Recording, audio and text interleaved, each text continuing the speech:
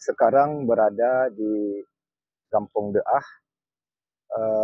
Sejak kemarin kami mendapat laporan dari warga bahwa telah terjadi kebakaran hutan dan lahan. Dari Polsek dan Muspika kita sudah mengantisipasi dari kemarin, dan sekarang juga kita berada di sini bersama dengan BPBD, dari Kehutanan, juga dari Polsek, dari Koramil, dan dari Kecamatan, Sekretariat Kecamatan Semak 3. Kita berusaha memadamkan api semampu kita, Pak.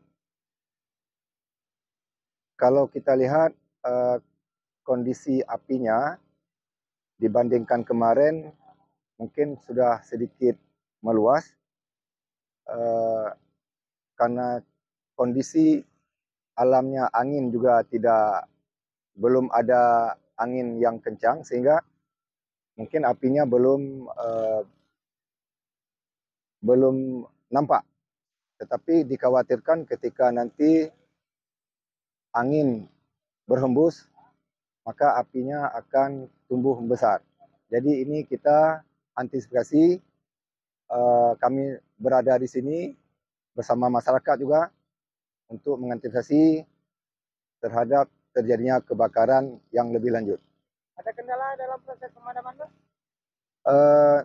Terkendala cuma mungkin dari mesin untuk menyedot air, Pak. Kami menggunakan satu mesin penyedot air, dan ini sudah dapat berfungsi, namun perlu tambahan mengingat areal kebakaran yang sedikit meluas. Kalau untuk mobil pemadaman apa nggak bisa masuk ke areal ini, Pak? Mobil pemadaman karena jalannya kita lihat sedikit agak sempit.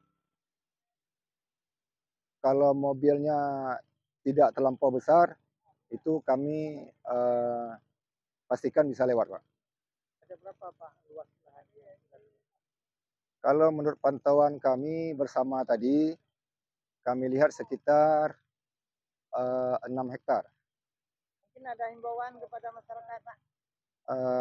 Kami himbau kepada masyarakat untuk sama-sama menjaga agar tidak terjadi kebakaran dengan tidak membakar hutan atau